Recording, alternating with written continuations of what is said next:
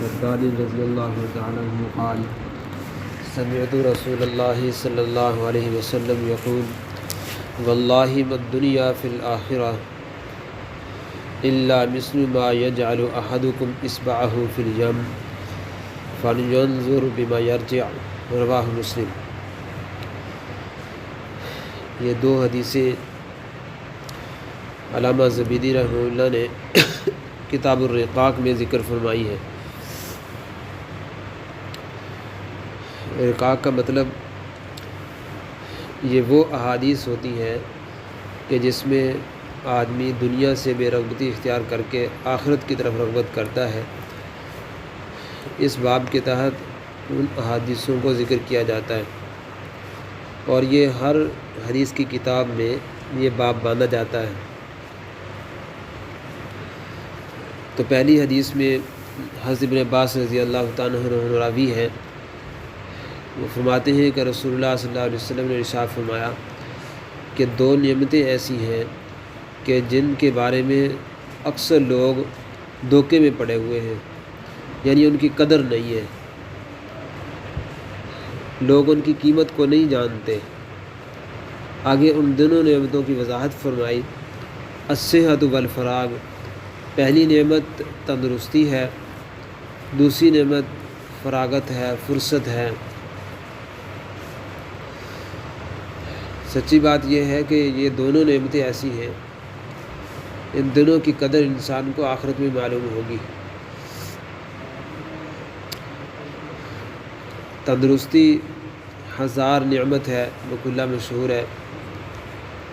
جب انسان تندرست ہوتا ہے تو کبھی دو پارے بھی ایک رکعت میں پڑھ سکتا ہے کھڑے ہو کر، لیکن جب بیمار ہوتا ہے تو ایک چھوٹی سی سورت بھی کھڑے ہو کر پڑھنا اس کے لیے مشکل ہوتا ہے۔ اس لیے حدیث میں آیا فرمایا کہ اگر کھڑے ہو کر نماز نہیں پڑھ سکتے بیٹھ کے پڑھو، بیٹھ کے نہیں پڑھ سکتے لیٹ کے پڑھ لو، یہ بیماری ہے۔ تو بیماری اگرچہ نعمت ہے، لیکن انسان بیماری کے عالم میں وہ اعمال ہرگز نہیں کر سکتا جو تندرستی کے زمانے میں کرتا ہے۔ تندرستی کی قدر کرنی چاہیے۔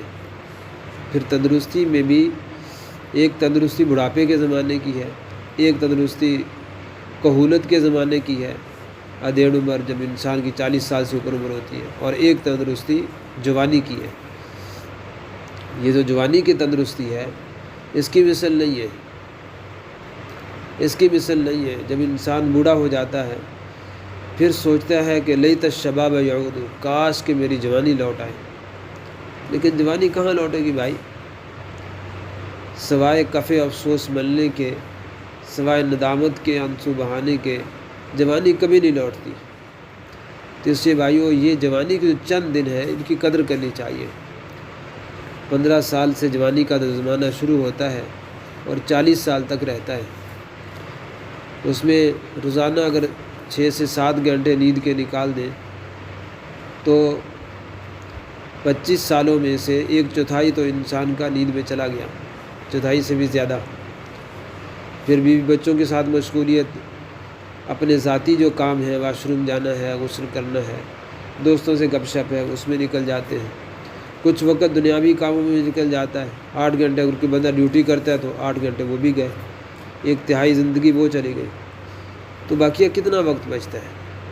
تو انسان کو چاہیے کہ اپنے جوانی کے وقت میں سے کچھ وقت اللہ کی عبادت کے لیے فارغ کرے۔ مشائخ فرماتے ہیں کہ 1 گھنٹہ کم از کم اللہ کو دے، نمازوں کے علاوہ۔ یہ کم سے کم وقت ہے، یہ کوئی زیادہ وقت نہیں ہے۔ 1 گھنٹہ ہر ساتھی کو دینا چاہیے، خصوصاً جو اس صوفیہ کی لائن پر چل رہے ہیں، اللہ کو پانے کی تلاش میں پھر رہے ہیں، ان کو چاہیے کہ 1 گھنٹہ دے رہے کم از کم، جس میں کچھ وقت تلاوت ہو، کچھ وقت اللہ کا ذکر ہو، کچھ وقت درود پاک ہو، کچھ وقت استغفار ہو۔ مجموعی دورانیہ وہ 1 گھنٹہ بنے گا۔ اب 2 گھنٹے نمازوں کا وقت لگ جاتا ہے انسان کو 5 نمازیں ادا کرنے میں، اور 1 گھنٹہ جو وقت ملتا ہے وہ اپنے ذکر میں، تلاوت میں، استغفار میں، درود پاک میں گزارے۔ اس کا معمول بنائیں بھائی، اور وقت نکالنے سے نکلتا ہے، ایسے نہیں نکلتا، اور انسان کو پتہ نہیں چلتا کہ جی میرے پاس وقت ہے یا نہیں۔ یہ جو دوسری نعمت ارشاد فرمائی والفراغ، فرصت، بہت وقت فرصت کا ہوتا ہے۔ حضرت مفتی شفیع صاحب رحمہ اللہ حضرت تھانوی رحمہ اللہ کے پاس بیعت ہونے کے لیے گئے اور یہ بات عرض کی کہ میں معمولات نہیں کر سکتا۔ کیونکہ میں مدرسے میں پڑھاتا ہوں، افتاء کا فتویٰ کا کام کرتا ہوں، تو مجھ سے یہ معمولات نہیں ہوں گے۔ حضرت فرمایا ٹھیک ہے بھائی، اگر نہیں ہوتے تو 3 باتوں پر عمل کر لینا۔ ان میں سے پہلی بات یہ ارشاد فرمائی کہ جو فراغت کا وقت آپ کے پاس ہوگا نا، مسجد سے گھر جاتے ہوئے، گھر سے مسجد آتے ہوئے، پھر گھر سے مدرسہ جاتے ہوئے، مدرسہ سے گھر آتے ہوئے، اور عصر کے بعد جو آپ چہر قدمی کرنے کے لیے تھوڑا بہت ادھر ادھر پھرتے ہیں، وہ جو وقت ہوگا اس میں تلاوت کر لینا، اضافی وقت نہ دینا۔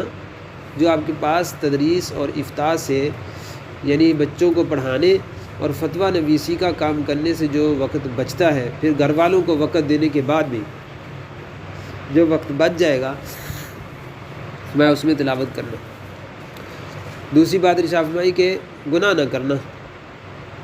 گناہ کرنے پر وقت لگتا ہے، غیبت کرنا، چغلی کرنا اور دیگر جتنے بھی کام ہیں، ڈکیتی کرنا، چوری کرنا، تو آدمی کا وقت صرف ہوتا ہے گناہ کرنے پر، ٹھیک ہے۔ فرمایا گناہ نہ کرنا، نہ کرنے پر تو کچھ بھی نہیں۔ آپ کو اب ہم خاموشی سے بیٹھے کوئی گناہ نہیں کر رہے، میں گناہ کرنا چھوڑ دینا اور اپنے فراغت کے وقت میں بس قرآن کی تلاوت کرنا۔ تو حضرت مفتی شفیع صاحب رحمہ اللہ فرماتے ہیں کہ میں نے اپنا معمول بنایا، اپنے وقت کو دیکھا کہ میرے پاس کتنا وقت بچتا ہے، تو فرمانے لگے کہ میں آتے جاتے ہوئے مسجد سے گھر، گھر سے مسجد اور مدرسہ سے گھر، مدرسہ سے گھر جاتے ہوئے، گھر سے مدرسہ آتے ہوئے، تو میں روزانہ 1 منزل تلاوت کی کرتا تھا۔ اور منزل کتنے پاروں کی ہوتی ہے؟ تقریباً 5 سے 6 پاروں کی 1 منزل ہوتی ہے۔ یہ وقت کہاں سے نکلا؟ پہلے توجہ نہیں تھی، لیکن وقت تھا، فراغت تھی، لیکن وہ وقت ایسے ہی ضائع ہو رہا تھا۔ اس سے بھی اس کی عادت بنانی چاہیے، اپنے ہاتھ میں ایک تسبیح رکھیں، تو چلتے پھرتے آپ معمولات کرتے رہیں۔ حضرت یہ جو ڈاکٹر سیف اللہ خالد صاحب ہیں، BZU میں پروفیسر ہیں، یہ حضرت مولانا نفیس الحسینی شاہ صاحب رحمہ اللہ کے خلیفہ ہیں۔ یہ کہتے ہیں میں نے حضرت سے پوچھا تھا میرے پاس وقت نہیں ہوتا کہ تو میں ذکر کس وقت کیا کروں؟ تو میں کہ آپ گاڑی پر جاتے ہو نا، جب اپنی یونیورسٹی جاتے ہو، گاڑی ڈرائیو کرتے ہو، تو گاڑی ڈرائیو کرنے کے دوران، گاڑی چلانے کے دوران ذکر کر لیا کرو، وہ وقت تو ہے نا۔ اور اسی طرح آپ نے جب یونیورسٹی سے گھر آنا ہے، اس وقت ذکر کر لیا کرو۔ تو دیکھو یہ فراغت کا وقت ہے۔ میں نے حضرت مفتی تقی عثمانی صاحب مدد علوم کی 2 سال تک خدمت کی۔ حضرت کا میں نے بارہا معمول دیکھا، جب مسجد سے نکلنا ہے، جیسے مشین نہیں ہوتی، مشین، بالکل مشین کی طرح میں نے پایا ان کو۔ مسجد سے گھر سے نکلنا ہے مسجد کے لیے، زبان حرکت میں ہے، زبان چل رہی ہے، چل رہی ہے، چل رہی ہے، کوئی بات کسی نے کرنی ہے، زبان رک جائے گی۔ جیسے ہی اس کی بات کو اچھا، اس کی بات جب سن رہے ہیں، پھر بھی زبان چل رہی ہے، اور جب ان کی بات کا جواب دے دیا، فارغ ہو گئے، پھر دوبارہ زبان چلنے شروع ہو گئی۔ مسجد پہنچے، نماز پڑھی، نماز سے جیسے ہی اٹھے، پھر زبان چل رہی ہے، ذکر میں، تسبیحات میں چل رہی ہے، چل رہی ہے، چل رہی ہے۔ اسی طرح اپنے دفتر سے نکل کر مسجد جاتے تھے، اور مسجد سے واپس پھر دفتر آتے تھے، اس میں بھی یہی معمول تھا۔ بارہا دیکھا گیا کہ ان کی زبان مسلسل حرکت میں ہوتی ہے۔ تو یہ وقت بھائی انسان کو قیمتی بنانے سے ہوتا ہے۔ ہمارا دالفتہ ہے، یہ درمیان کے اندر روڈ ہے، ایک بلڈنگ ادھر ہے، اس کو کیمپس 2 کہتے ہیں، ایک بلڈنگ ادھر ہے، اس کو کیمپس 1 کہتے ہیں، یعنی یہ کیمپس 2 ہے اور یہ کیمپس 1 ہے۔ میں اس دالفتہ سے جب نکلتا ہوں تو یہاں سے تو میرے پہلی منزل سے جو گراؤنڈ فلور ہے وہاں سے نکلتا ہوں، اور ادھر جب میں نے جانا ہوتا ہے تو یہاں مجھے دوسری منزل پہ جانا پڑتا ہے، گراؤنڈ فلور، پھر فرسٹ فلور، پھر اس کے اوپر سیکنڈ فلور میں پڑھانے کے لیے جب جاتا ہوں تو درمیان میں مجھے 5 منٹ تقریباً لگتے ہیں، 5 سے 6 منٹ۔ یہاں سے جب میں کرسی سے اٹھتا ہوں اور کلاس میں جاتا ہوں تو ایک مرتبہ الحمدللہ سورہ یاسین مکمل پوری پڑھ لیتا ہوں۔ اب ایک یہ کہ بندہ ادھر ادھر دیکھ کر گپ شپ لگاتا ہوا، کوئی موبائل یوز کرتا ہوا، کوئی میسج کرتا ہوا وقت گزار کے چلا جائے، اور سورہ یاسین ایک مرتبہ پڑھنا 10 قرآن پڑھنے کا اجر ہے۔ تو بھائیو وقت بہت ہے، سچی بات یہ کہ وقت بہت ہے، کم نہیں ہے۔ ہر آدمی کے پاس ایک دن میں 1440 منٹ اور 86,400 سیکنڈ ہیں۔ ایک دن میں 86,000 سیکنڈ ہیں ہر آدمی کے پاس، اور ایک سیکنڈ میں اتنا ثواب کمایا جا سکتا ہے جتنا زمین و آسمان کا خلا ہے۔ حدیث میں آتا ہے۔ تو کتنا قیمتی سرمایہ ہمارے پاس، اور کتنا بڑا سرمایہ ہے، اور ہمیں اس کی قدر نہیں۔ تو فرمایا یہ وہ چیز ہے، نعمتان مغبون فیہما کثیر من الناس، کہ بہت سے لوگ اس میں دھوکے میں پڑے ہوئے ہیں۔ ایک تندرستی ہے، دوسری فراغت کا وقت ہے۔ جب اب بڑھاپا آتا ہے نا، میرے پاس ایک بوڑھے شخص کی ایک 2.5 منٹ کی نظم ہے، میں جب کراچی میں تھا وہ میں روزانہ رات کو ایک دفعہ سنتا ہوں۔ اس میں ایک شعر ہے، وہ کہتا ہے جب پورا بڑھاپا ہوئے گا وہ وقت گزرنا مشکل ہے، تیری قیمت اتنی کم ہوگی کہ خریدار بھی ملنا مشکل ہے۔ اور یہ بات 100% صحیح ہے۔ پورا بڑھاپے کا کیا مطلب؟ جب 90 سال سے اوپر عمر جاتی ہے نا، یہ پورا بڑھاپا ہے، یہ فل بڑھاپا ہے۔ جب آپ اپنے اختیار سے باہر ہو گئے، ٹانگیں جواب دے گئی، زبان لڑکھڑانے لگ گئی، ہاتھ کانپنے لگ گئے، کمر جھک گئی، کھانسی بلغم شروع ہو گئی، اب دوسروں کے رحم و کرم پر ہیں۔ میں کہ یہ جب پورا بڑھاپا ہوئے گا وہ وقت گزرنا مشکل ہے، تیری قیمت اتنی کم ہوگی، خریدار بھی ملنا مشکل ہے۔ اولاد اپنے بیوی بچوں میں مشہور ہوگی تو تیرا خریدار کوئی نہیں ہوگا، تیرا خریدار کوئی نہیں ہوگا۔ اگر اولاد نیک ہوگی تجھے ادب و احترام تو دے گی، لیکن وہ بھی کہتے ہیں دوسروں سے کہتی پھرے گی دعا کرو اللہ آسانی فرما دے۔ کیا مطلب؟ کہ اس منڈے کو لے جائے بس۔ تو بھائی ایک وقت ایسے انسان پر ایسا بھی آتا ہے، ایسا بھی انسان پر آتا ہے۔ ہمارے وہاں پہ ایک قاری صاحب ہیں، ان کی والدہ کی عمر تقریباً کوئی ہوگی 80 سے اوپر عمر تھی ان کی۔ انہوں نے حضرت مولانا عبدالغفور مدنی صاحب رحمہ اللہ کی بیعت کی تھی بچپن میں۔ ان کے والد نے اصل تو بیعت کی تھی، پھر یہ بچی تھی تو یہ بھی ان کے پاس چلی۔ مولانا عبدالغفور مدنی رحمہ اللہ حضرت فضل علی قریشی رحمہ اللہ کے بڑے خلفاء میں سے ہیں، مدینہ منورہ میں چلے گئے تھے، اور یہ ان بزرگوں میں سے ہیں کہ جب وفات ہو گئی تھی ان کا دل اللہ اللہ کہہ رہا تھا، روح نکل چکی تھی لیکن دل سے آواز آ رہی تھی۔ تو اب وہ بیچارے جب 80 سال سے اوپر عمر ہو گئی، بڑھاپا انتہا کو ہو گیا، اٹھنا بیٹھنا مشکل ہو گیا، پیشاب پخانا مشکل ہو گیا۔ اب وہ بیچاری کہہ رہی ہے میرے لیے دعا کرو اللہ مجھے لے جائے۔ یہ ان کے بیٹے نے مجھے خود بتایا، ہمارے ساتھی دارالفتہ میں بیٹھتے ہیں۔ وہ کہنے لگے کہ میں نے کہا اماں جی نہ ہماری دعا سے آپ جا سکتی ہیں، اور جب وقت آئے گا نہ ہماری دعا سے آپ رک سکتی ہیں، جب اللہ کو منظور ہوگا اسی وقت جانا ہے۔ تو وہ بیچاری یعنی خود اپنے آپ سے تنگ آ چکی تھی کہ میرا یہ وقت اب کیسا گزر رہا ہے۔ تو اس لیے بھائی الصحت والفراغ، اس کو غنیمت جانو۔ اور میں ان جوانوں کو خاص طور سے عرض کرتا ہوں کہ اس حدیث کو اپنے غنیمت سمجھیں۔